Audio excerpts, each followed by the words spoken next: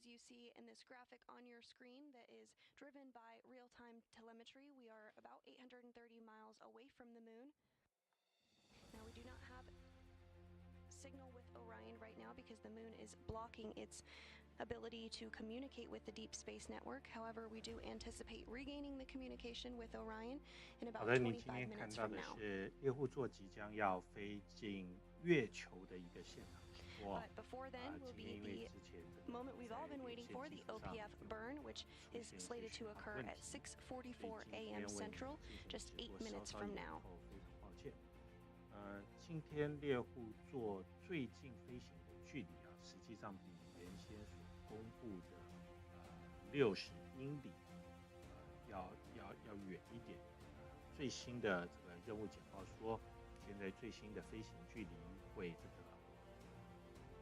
远到大概80英里，原来预定的这个飞行距离要稍微远一点。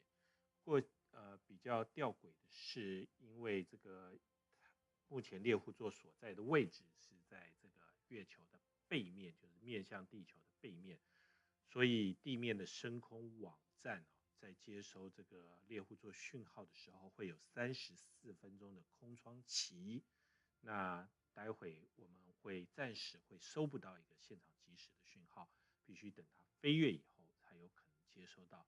这是一个比较吊诡的地方。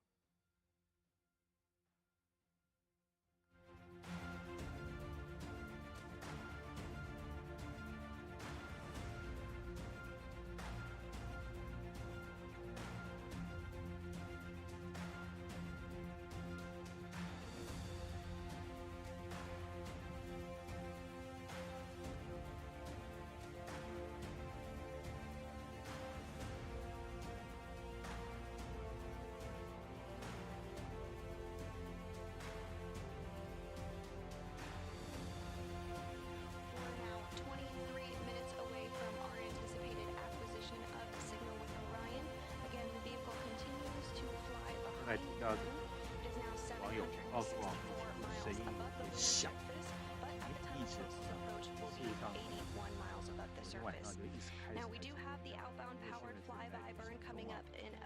是在外面，如果说声音讯号有点不好的话，待会就 Christmas Eve 54 years ago. Apollo 8 was the first crewed spacecraft to leave low Earth orbit and the first human spaceflight to reach the moon. The crew of Frank Borman, James Lovell, and Bill Anders orbited the moon 10 times without landing before splashing down on December 27, 1968. While Apollo 8 completed 10 orbits around the moon, about 60 miles above the surface, once Orion emerges from the far side of the moon, it will slingshot out to distant retrograde orbit about 30,000 miles away from the Earth. This orbit is critical for key tests and to evaluate how Orion performs in deep space, and this will be the furthest any human-rated spacecraft will have ever traveled away from Earth. But for now, let's take a quick look back on that historic Apollo 8 mission now. Well, Apollo 8 originally was an Earth orbital mission exercising the lunar module, but the lunar module was way behind. People in NASA came up with the idea of moving Apollo 8 to a lunar orbital mission. Why don't we send the command service module of Apollo 8 to orbit the moon, and we can learn a lot about the communication system, the navigation system, how the moon's gravity will affect the orbiting spacecraft, looking for suitable landing spots. Well, I got into the late Saturn V. This would be the first time that man had actually launched into the Saturn V. Thought to myself, after this 4 months of heavy training, I'm actually going to go to the moon.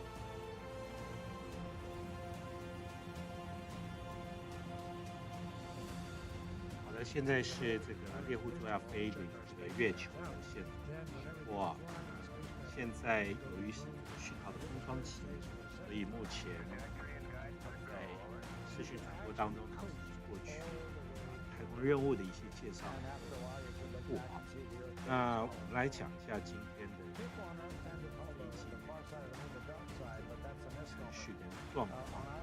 事实上，这个猎户座经过1天多来的飞行，目前已经接近月球。由于它未来要采行的是远距逆行飞行轨道，所以可以说是必须要先飞过猎户座，然后进行这个点火，然后暂时飞临月球，然后再借着这是一个大的。今天我们目前看到的是阿提米丝1号任务猎户座太空船首次迫近月球。我们知道搭载猎户座太空船 SLS 登月火箭已经于11月16号顺利升空。猎户座太空船经过连日来的飞行，现在是迫近月球，未来将进入一个叫做环月远距逆行轨道 ERO。这个轨道实际上并不是一个太新的东西。据我了解，就是中国的嫦娥太空飞船曾经也采行过这样的经历。这接着这个猎户座会展开绕月的大轨道飞行。在美东时间11月20号早上44分，也就是说现在这个时间猎户座引擎将会进行2分半的点火，然后使猎户座在19分钟后，也就是美东早上大概5点57分左右，从月球上空80英里飞跃。这比原先 NASA 说的60英里近月点稍稍远些，但却是这次任务中多次环绕月球，距月球最近的距离。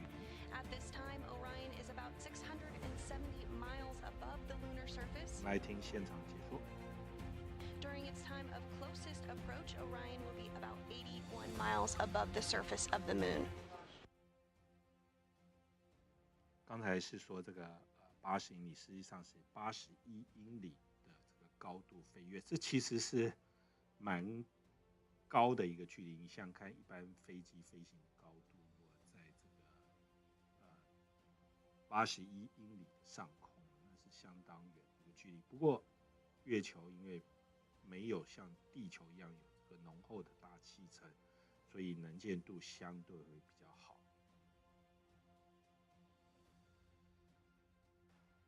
We're now 1 minute and 45 seconds away from today's outbound powered flyby burn. 好的，接下来 This 还 burn 有 will 1 last 分 for 多 2钟，他 minutes 们 and 要开 30 始 seconds. 一个强点火，一个点火，然后让这个猎户座再往这轨道再深入出。This burn will occur with Orion's orbital maneuvering system, or OMS engine, which was successfully checked out on Tuesday following the liftoff of Orion aboard the Space Launch System from the Kennedy Space Center in Florida. The OMS engine performing spectacularly so far. While this is the first flight for the OMS engine as a part of the Artemis program, it actually flew on 19 space shuttle flights, beginning with STS-41G in October 1984 and ending with STS-112 in October 2002.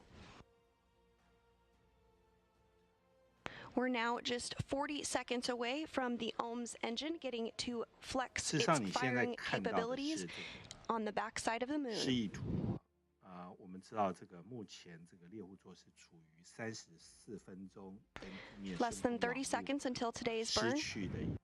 失去联络的一个状态，所以目前是这个 animation， 主要是用音讯来进行转播。我们知道这个15 seconds until the burn begins.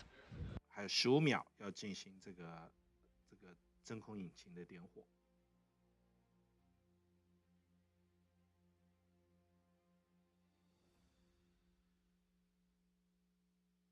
好的，接下来猎户座 And we anticipate the outbound powered flyby burn to have begun. Again, because we are behind the backside of the moon, we do not have communications with the Orion spacecraft just yet, but we do anticipate acquiring that signal in 15 minutes and 50 seconds from now. At that time, we should be able to evaluate performance of the OPF burn and have some more information about how the burn went. 30 seconds into the burn, 2 minutes remaining in today's outbound powered flyby burn.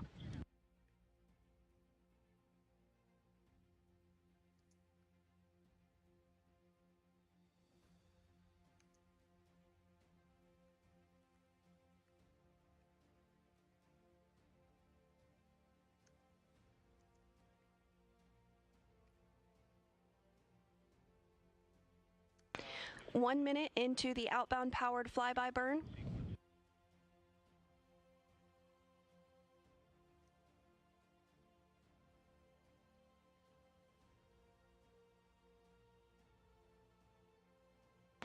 This outbound powered flyby will send Orion close enough to the lunar surface to leverage the moon's gravitational force and swing the spacecraft once around the moon toward entry into that distant retrograde orbit.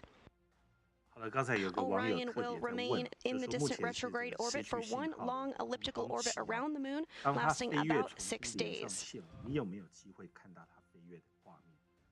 This orbit is called distant due to the high altitude from the moon. It's about 40,000 miles past the moon in its orbit, which is actually 30,000 miles farther than the previous record set during Apollo 13, and will be the farthest in space any spacecraft built for humans will have ever flown. 30 seconds remaining in today's burn. Now, once in this distant retrograde orbit, the orbit is called retrograde because Orion will travel around the moon opposite the direction the moon travels around Earth. Distant retrograde orbit provides a highly stable orbit where little fuel is required to stay for an extended trip in deep space in order to put Orion's systems to the test in an environment far from Earth. And the outbound powered flyby burn should be complete. 好的，接下来的这个点火就是飞跃的一个点火，目前即将要结束，整个点火时间大概是2分半钟。And we are less than 14 minutes away from our anticipated acquisition of our signal with Orion. 刚才我们提到这一次的飞跃比较特别，由于猎户座飞越月球的近月点刚好是在月球背对地球的一面，因此会有长达34分钟的讯号空窗期。这个讯号空窗期从大约7点26分到7点59分，也就是说，当猎户座飞越近月点2分钟以后，地面的深空网络才会跟猎户座接上讯号。Then just 2 minutes from the time of closest approach, we do anticipate our acquisition of signal.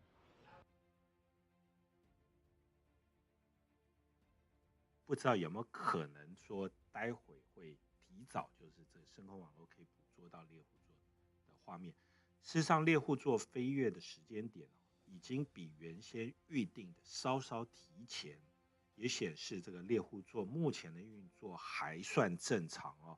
在最新简报中，阿提米斯任务组对于 SLS 的猎户座表现表示满意，甚至认为稍稍超出他们的预期。不过，他们也透露这个猎户座的监测当中，他发现至少有13个地方不太正常。不过，根据任务组科学家表示，目前这些异常都算是小问题，也不影响任务继续进行。Due to the fact that the moon is blocking Orion's ability to communicate with the Deep Space Network, but we do anticipate gaining signal on the Deep Space Network in 11 minutes and 30 seconds from now. At 6:44 a.m. Central Time, Orion's orbital maneuvering system engine completed a 2-minute and 30-second burn. This burn is called the outbound powered flyby burn. Now again, because we are behind the moon, we will not be able to have data from the Orion spacecraft to evaluate how the burn performance was, but we do expect to learn a little bit more about that once we come back behind the moon. 麦克风的跟监听的设备，这是一个最大的问题，不能用这个 power mic， 这个是今天音量的一个问题。好的，你现在看到的是示意图并不是真正的影像。那目前猎户座处在这个月球的背面的阶段。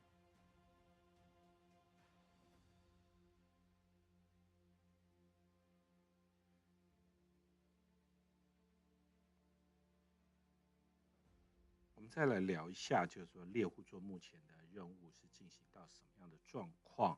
猎户座是这个11月16号早上东岸时间1点47分。On this graphic you see on your screen, that is, of course, the Orion spacecraft. 进入第6天。 And the 由于这一次 large 首阶 engine 段 that 任 you 务主 see 要是拿来 in the 验 middle 证 of 系 the 统安全与强 spacecraft 度， there is 整 the 个任务 orbital 时间是 maneuvering 从 system. 25 That 天 was the engine 预 that 计在 just 12月 performed 11 the 号接近 burn. 中午左右， We 猎户座 anticipate 返 that 回 burn to 舱 have 会 lasted 在 2 minutes 加 and 州 30的圣地 seconds. 亚哥外海的海面降落。这是目前飞行 The 状况。 OMS engine, or orbital maneuvering system engine, provides 6,000 pounds of thrust and can steer the spacecraft and can be used in some abort cases to safely return Orion to Earth. 好的，目前这个真空引擎是提供 And in 大 this 概 animation, 6000 you're 磅 also seeing some of 推 the 力啊，将这 auxiliary 个 engines on board 猎户 Orion. 座往外再 These 推 are 出一 also 笔 located on the bottom of 待 the 会 service module 让 in 它们 4 在未来 sets of 期间可 2. 以受力的作用啊，再弹回来 Each 才 of these 行一个 engines 叫做 provides about 远距 100 逆 pounds 行 of thrust. 轨道，进入这个环月的一个任务。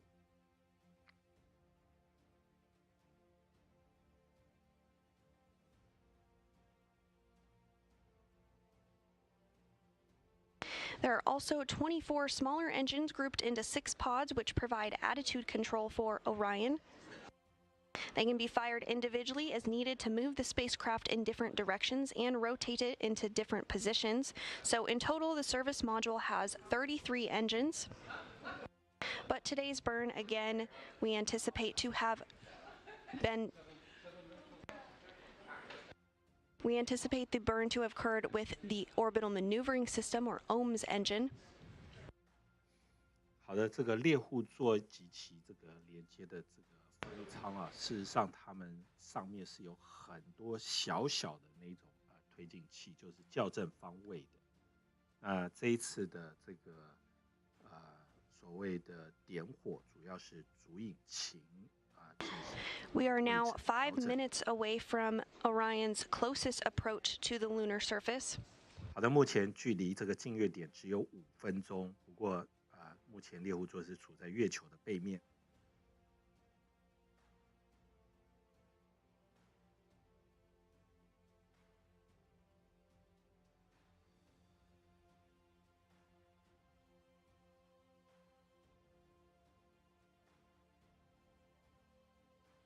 来点音乐听听吧，有点寂寞。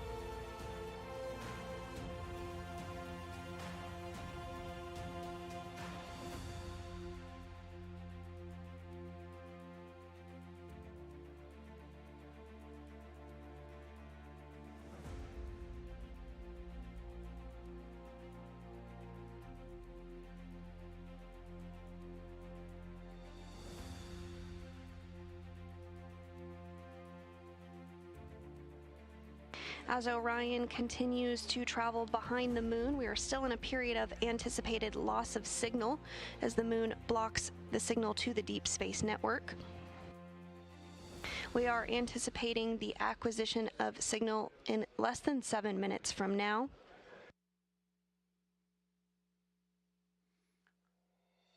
由于这个音讯的问题，所以我尽量用文 At 字来做一些 6:44 补偿 a.m. Central, just about 9 minutes and 30 seconds ago, commands were sent for the outbound powered flyby burn to occur with the orbital maneuvering system engine, or OMS engine, on board Orion, which sends Orion close enough to the lunar surface to leverage the moon's gravitational force and swing the spacecraft once around the moon toward entry into distant retrograde orbit. Following this, Orion will remain in the distant retrograde orbit for 1/2 elliptical orbit around the moon, which will last about 6 days.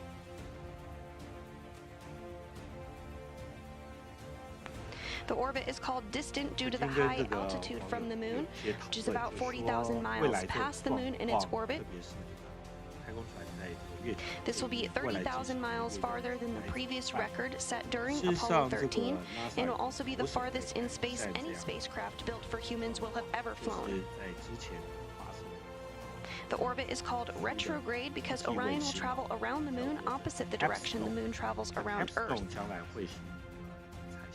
另外一个 Distant retrograde orbit provides a highly stable orbit where little fuel is required 据说 to 这个 stay for an capsule extended trip in deep 将在 space 月球 in order to 背 put 面 Orion's 空气 systems 信 to the 号 test in an environment far from Earth. 输网能够传输到 Now, this orbit is different than the orbit done during the Apollo program, in which the spacecraft and its crew orbited much closer to the lunar surface in a more circular fashion.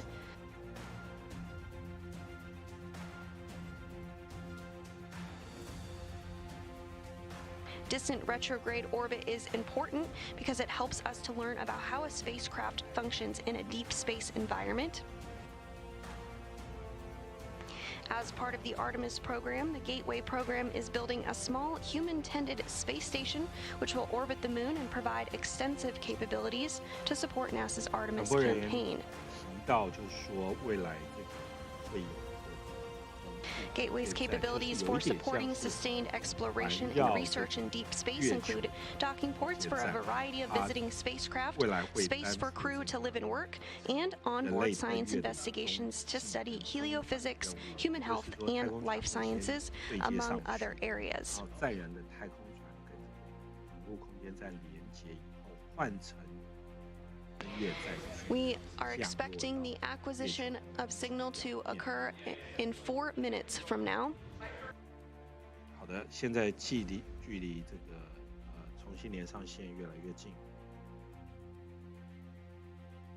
现在应该是在近月底附近。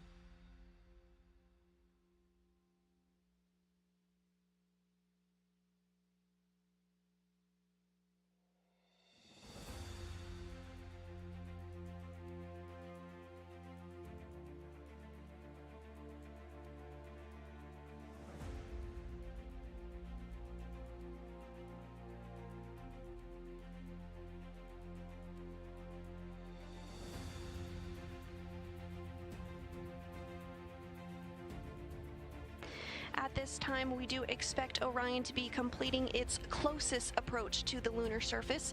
Orion should be just about 81 miles above the surface of our closest celestial neighbor. 其中这个靠近中间的这个应该是820 mile， 可见这个猎户座刚才已经接近月球，然后现在是往外面再飞出一点。我们看看这个8点59分，就是现在有没有办法升空网络？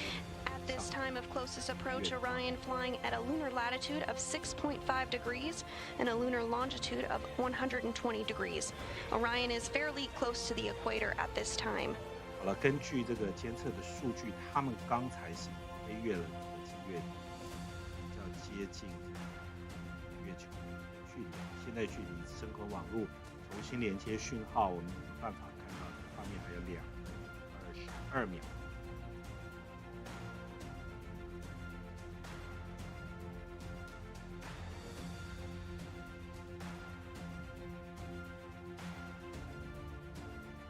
Now just 2 minutes away from our anticipated acquisition of signal. 好的，还有2分多钟可以连上讯号，我们看有没有办法看到放的画面。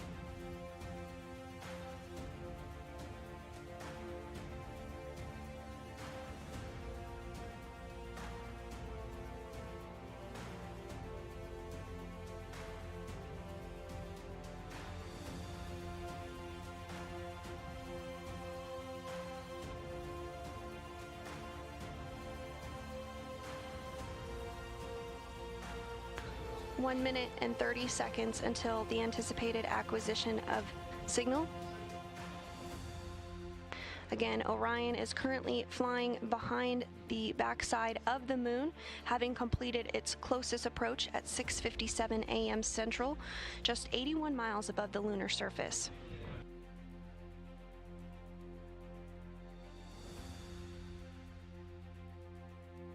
好的，还有这个1分钟。 重新连上画面，我们看有没有办法马上可以看到这个月球画面。不过现在可以看到这个读数，第3个读数目前距离月球表面已经有932公里，实际上有一段距离了。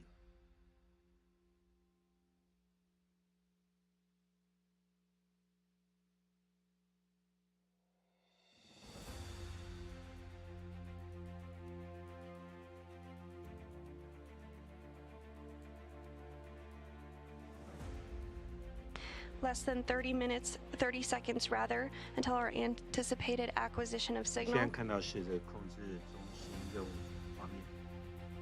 The mood certainly a bit suspenseful here in mission control as we await to Orion to emerge 10 from the 秒， backside of 看 the 我们可 moon. 以看到月球的一个环境的影像。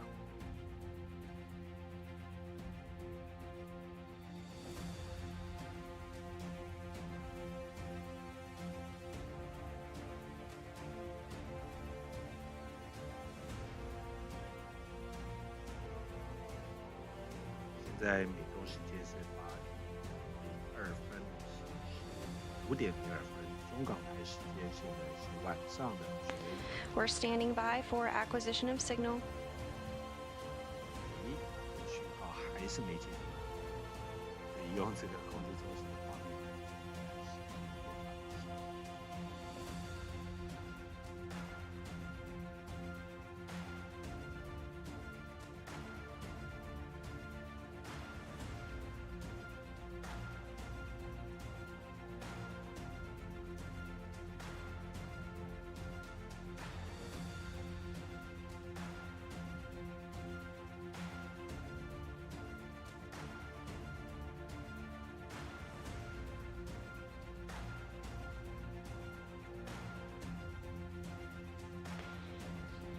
And we do have confirmation of an acquisition of signal on the Deep Space Network in Goldstone.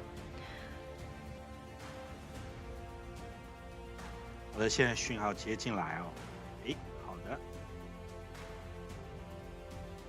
This view on your screen of planet Earth taken from Orion's Solar Array Wing Camera or SAW camera. 现在你看到这不是月球，这个是这个猎户座远眺地球的画面。 Standing on the shoulders of the giants of the Apollo generation, Orion now carries forward the torch of the Artemis generation as it emerges from behind the moon, an Earthrise of our pale blue dot and its 8 billion human inhabitants now coming into view.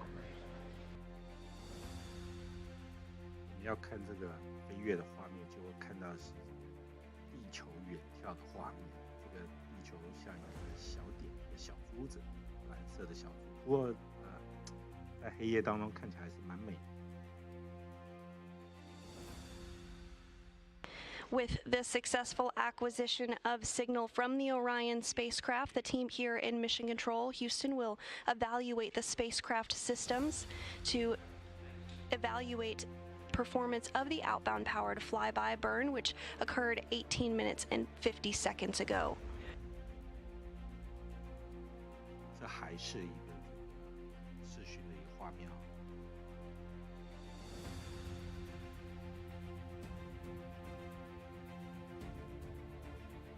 现在任务组在评估他们飞跃以后的所有功能是否正常。在未来几天，大概4天左右的时间，它会还原。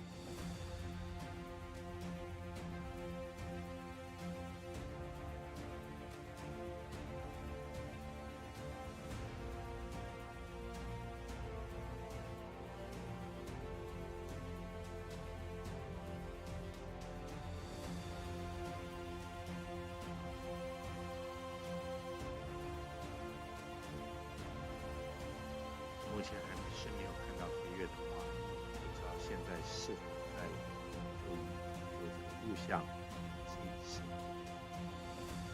传输跟整理。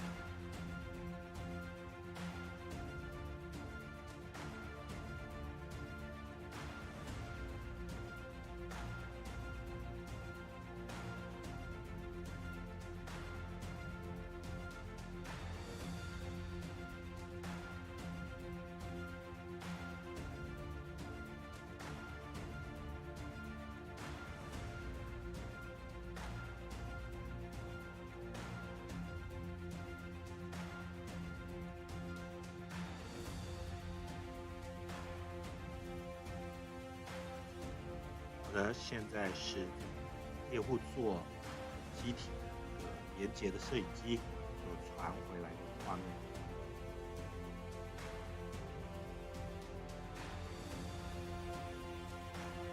道刚才有34分钟，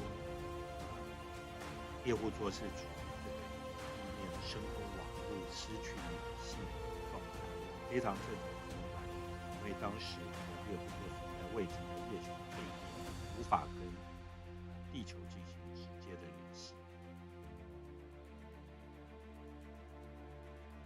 And you're looking at this view on your screen from the Orion spacecraft as it looks back at planet Earth, having launched just 5 days ago. Orion is now over 230,000 miles away from Earth. Orion emerged from the backside of the moon just minutes ago after completing the outbound powered flyby burn. That burn occurring 21 minutes ago.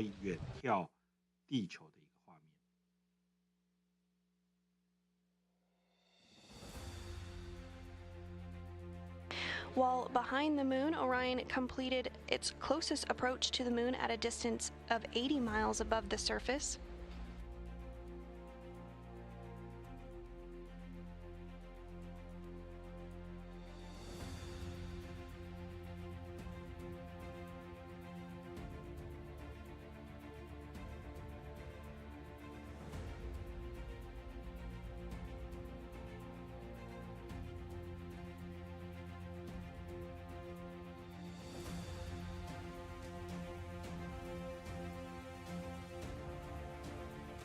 说是接收到讯号，但我们现在还是没有看到这个画面。我们再等等看，看有没有办法接收到这个猎户座船飞越地方。好的，你现在看到的是猎户座太空舱内的模拟。And you're looking at a live view inside the Orion spacecraft. This is, of course, an uncrewed test flight, but we do have a couple of purposeful passengers that have hopped a ride on board Orion. You're looking at one there on the left of your screen. That is a Moonikin wearing the Orion crew survival suit. This is the space suit that crew will wear during dynamic phases of flight once we do have a crew on board, particularly during launch and entry situations. 好消息是现在慢慢从这个舱内是接收回来的一些画面。这个猎户座内部虽然没有载人，但有3具这个假人，身上是连接了大批的传感器，能够监测万一有这个太空人，也就是宇航员。在舱内他们会面临的一些 The OX or Orion crew survival suit can help keep astronauts alive if Orion were to lose cabin pressure during the journey out to the moon. 您看到的这个是橘色的是 The OX rather is equipped to up to 6 days of life support systems as the crew makes their way back to Earth. 对太空人进行一些保护。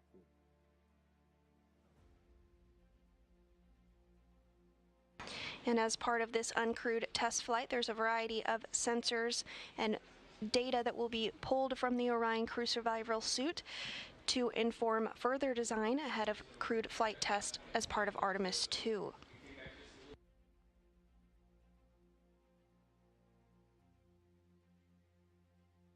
不知道是地面工作人员是否还在这个接收接近月球的一个画面啊。事实上，他们给我们看到目前是舱内的一个监测画面，我们想要看的是舱外飞跃的一个画面。目前是舱内这个太空人特别是这个应该说是 Moonikin 不是真的太空人，是这个假人他的一个监测画面。现在又跳回这个电脑的示意图，看样子还是没有办法准确的放映飞跃的一个画面。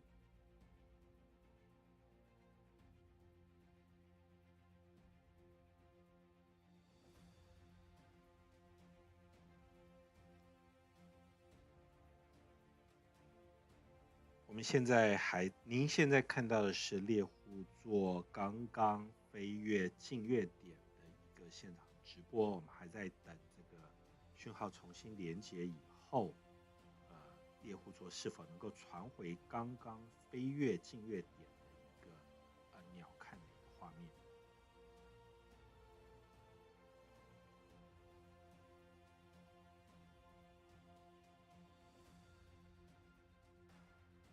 好了，又跳回这个栏目啊。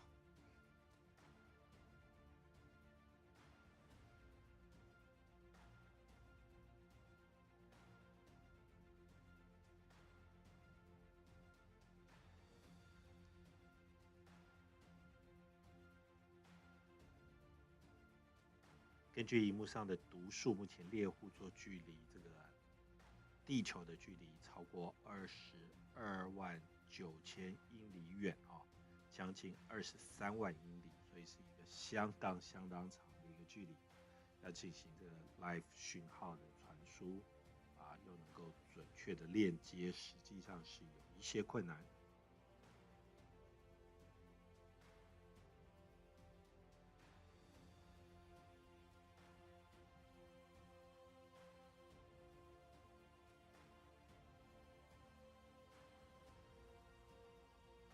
在等待。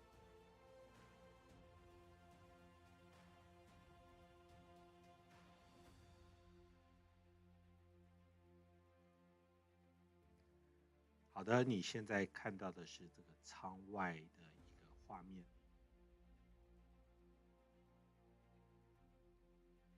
讯号非常不稳定，一下跳走，一下跳走。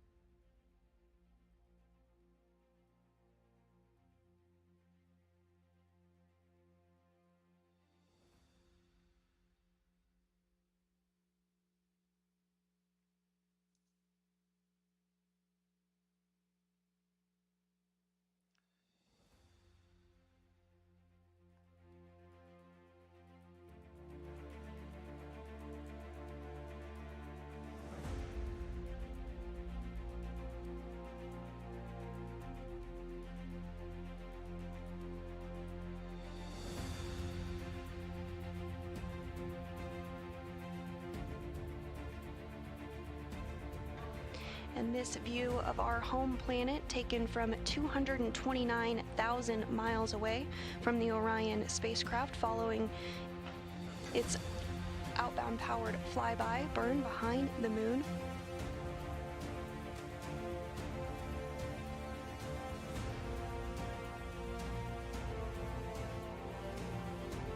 At its closest approach, Orion flew 81 miles above the lunar surface.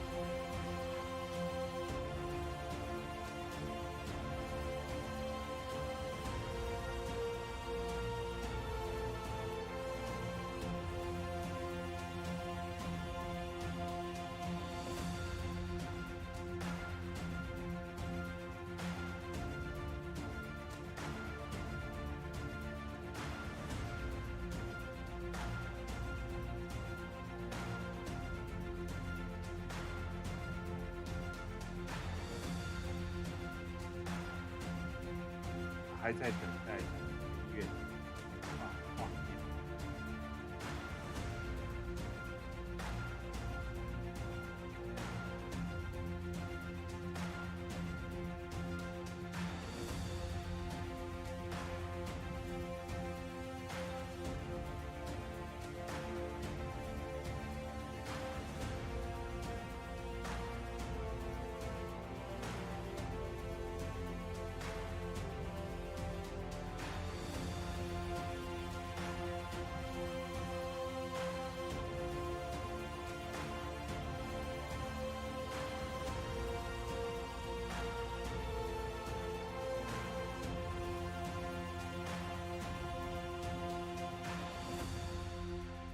会特别注意一些细节，就是星空中是有不少人还是在张望前方的一些幕，而且还是希望讯号能够赶快连接上舱外拍摄到飞越的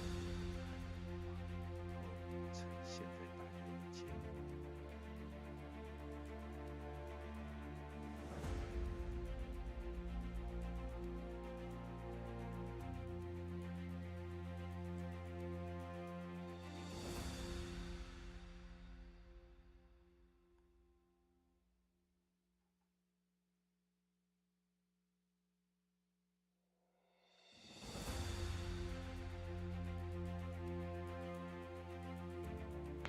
We're now 5 days, 6 hours, and 27 minutes into the historic flight of Artemis 1.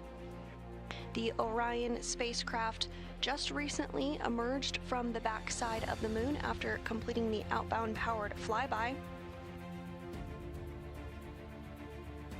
Coming up at MET 5 days, 6 hours, and 52 minutes, which is about 54 minutes after the OPF burnout, Orion is slated to fly extremely close to the Apollo 11 landing site.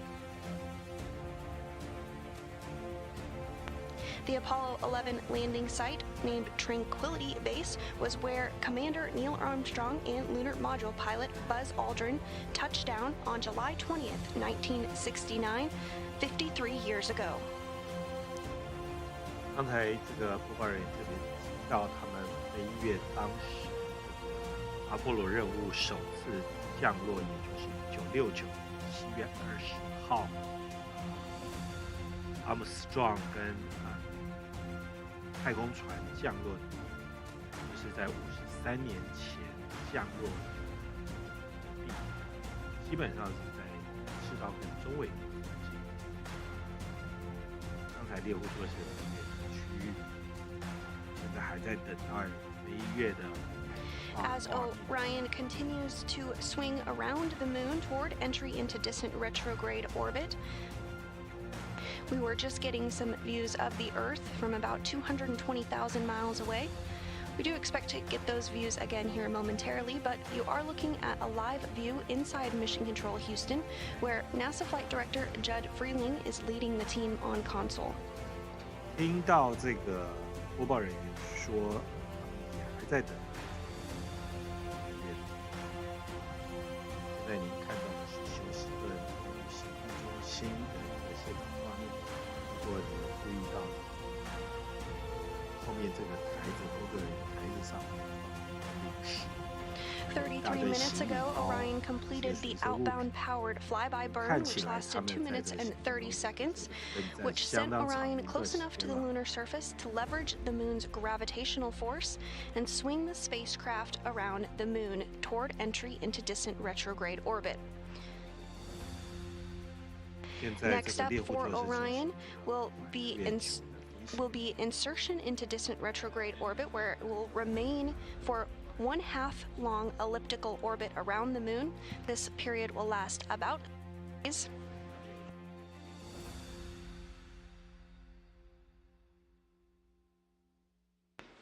Following this, Orion will complete a similar maneuver in which it flies behind the moon in a return power flyby.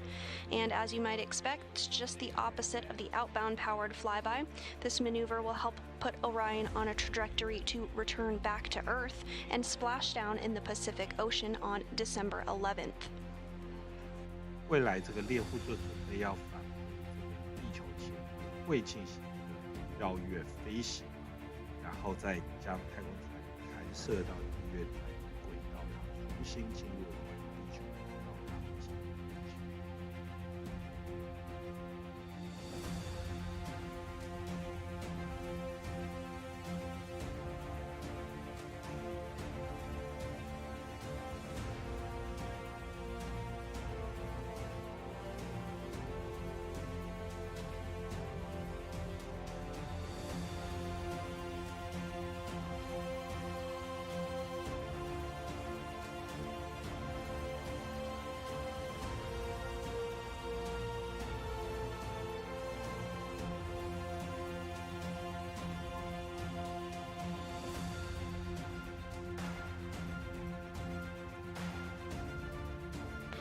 And another view of the flight director on console today during today's operations, Rick LeBrode.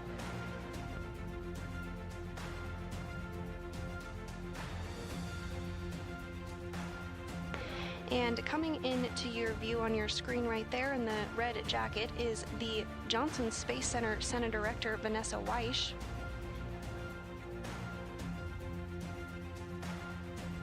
现在画面中是这个休斯顿行动中心的一些高层领导比较画面。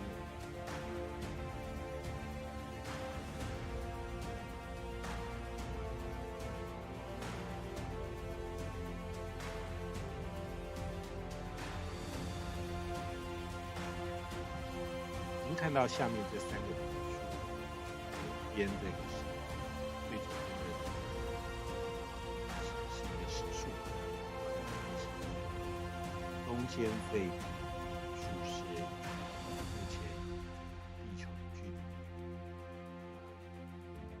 右边这个就是靠近中间的这个指数，目前是620，这个是这个月球。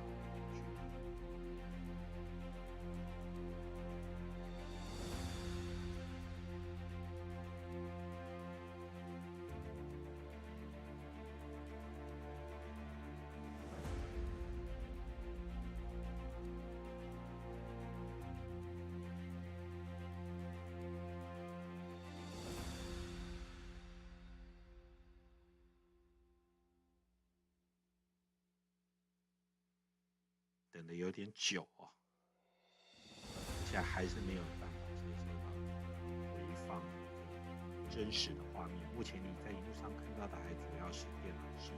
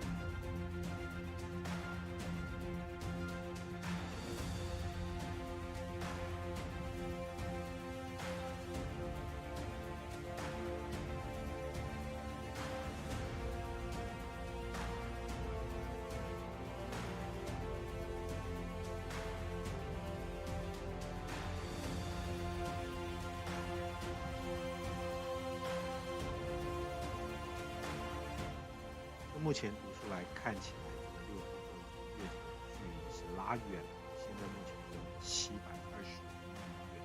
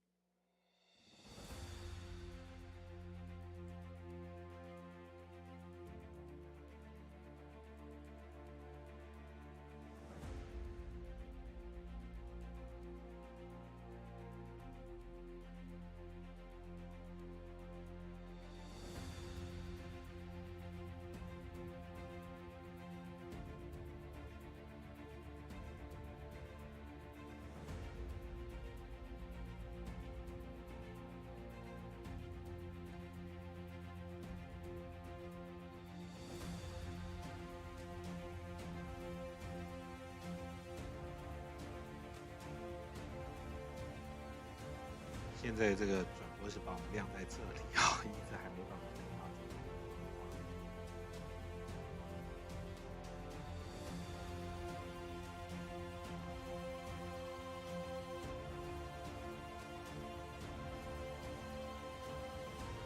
的，未来几天，接下来猎户座会稳定的在这个远距逆行轨道，就是绕月的地方，不能算是新轨道，这是过去有许多飞跃的轨道，绕行月球，然后在这个预计在12月11号中午，应该是中午左右，会重新这个降落到地球啊，降落点预计是在加州、圣地亚哥、太平洋外海，有许多的。And if you're just joining us, Orion has emerged from the backside of the moon after completing the outbound powered flyby 42 minutes ago. This burn lasted 2 minutes and 30 seconds and sent Orion close enough to the lunar surface to leverage the moon's gravitational force and swing the spacecraft once around the moon toward entry into distant retrograde orbit. Once inserted in the distant retrograde orbit, Orion will remain in the distant retrograde orbit for 1/2 elliptical orbit around the moon. This will last about 6 days. 好的，接下来猎户座会环绕月球进行大概6天飞行。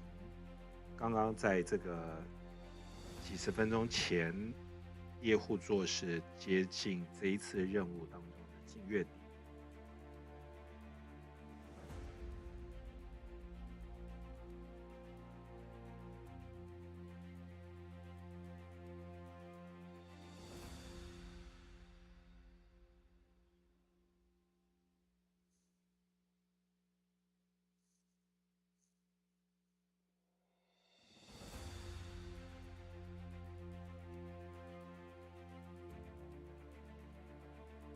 如果你现在加进我们，目前我们在等待猎户座刚刚飞跃的一个鸟瞰的画面，能不能让这个大家可以看得到？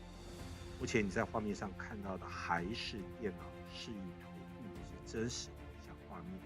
那左下角有3个读数，左边这个是速度，中间这个是与地球的距离，右边这个目前950是与月球的距离，也就是说，从最近的80英里，现在已经拉开到950几英里，慢慢在拉远当中。接下来6天的时间，猎户座会环绕月球进行飞行，然后预计在12月11号进入大气层，降落在这个加州太平洋外海。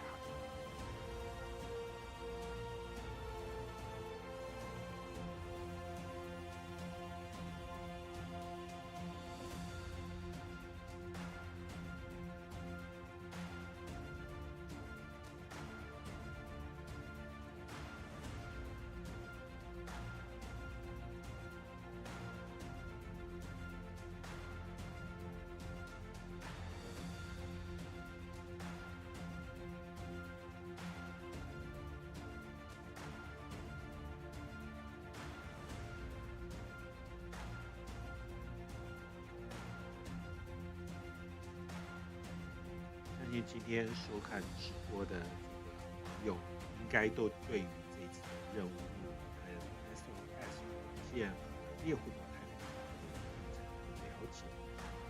在我的频道当中也有简短解释这一次阿提米丝任务各个阶段工作跟任务的重点。如果您有兴趣的话，看一下这个视频。另外，在我们视频链接的页面当中，也有提到这一次 SLS 火箭发射的一个画面。如果您想要回放去观看的话，可以借链接可以看到。目前我们还在等待飞跃的回放画面。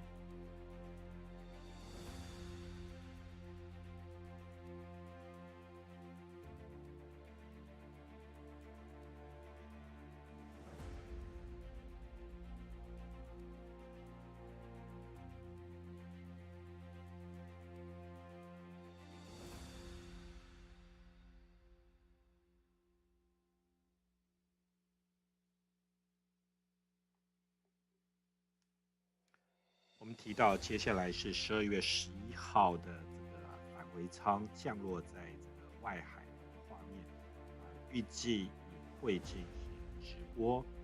那如果您有兴趣还没有订阅我们的频道，不妨鼓励您订阅我们的频道，未来我们会继续提供相关的播放。当然也非常抱歉。We're just 6 minutes away from the anticipated flyover of the Apollo 11 landing site, Tranquility Base. We anticipate that flyover to occur at 7:37 a.m. Central. During the flyover, Orion will be 1,384 statute miles above the landing site. .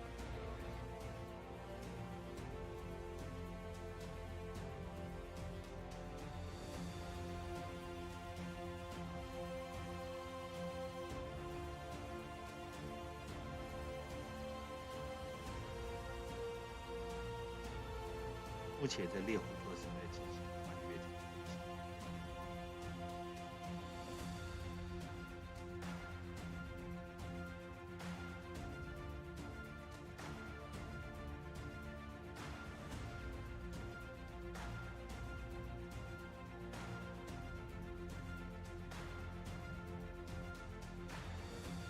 您看到是休斯顿任务控制中心的一个显示画面。从画面中不难看出，这些设备和这个设施实际上都有一点年代，也是久远。事实上，这个行动中行驶相当长的一个时间。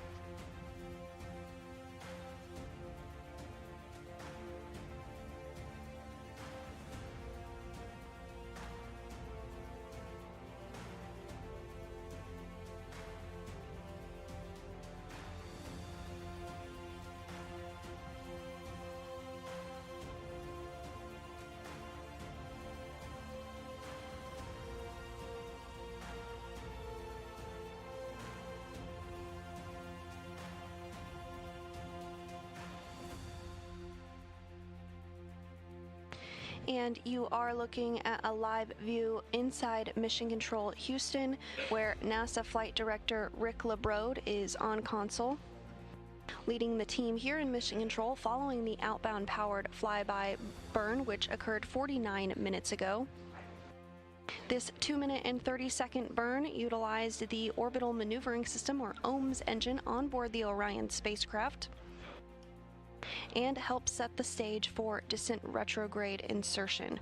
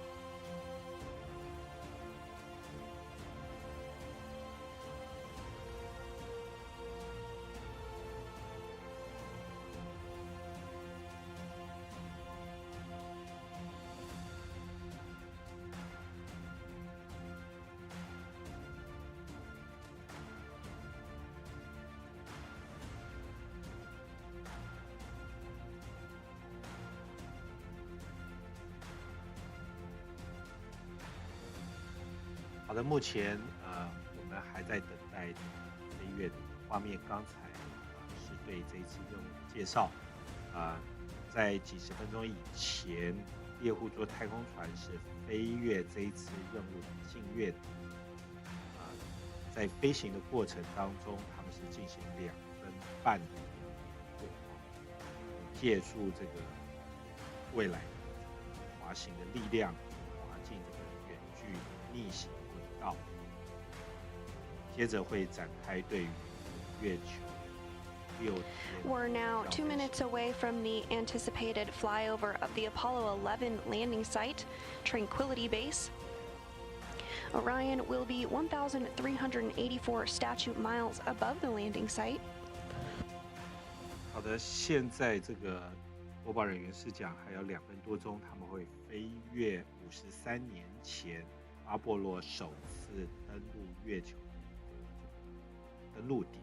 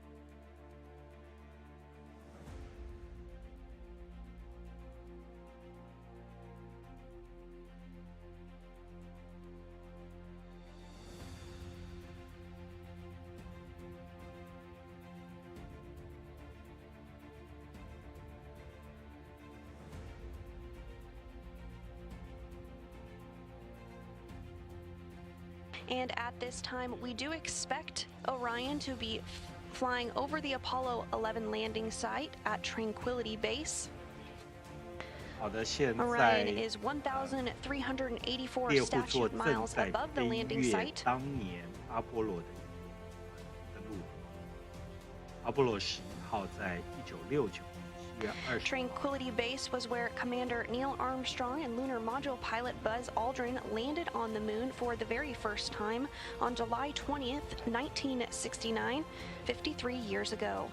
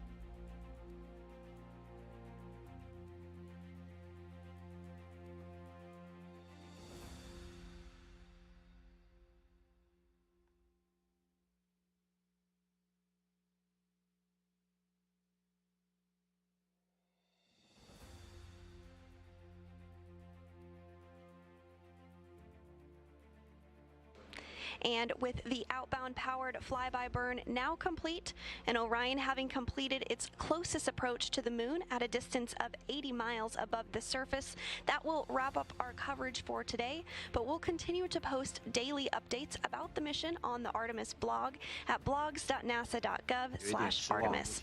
And we'll also be posting updates on our social media accounts as well. Later today, we'll have a briefing at 4 p.m. Central, 5 p.m. Eastern, where representatives from NASA will discuss the outbound powered flyby, which we hope you'll tune in for. And we'll be live on NASA TV covering the distant retrograde orbit insertion Friday beginning at 3:30 p.m. Central, 4:30 p.m. Eastern Time. Until then, this is Mission Control Houston. 您现在看到的是这次直播。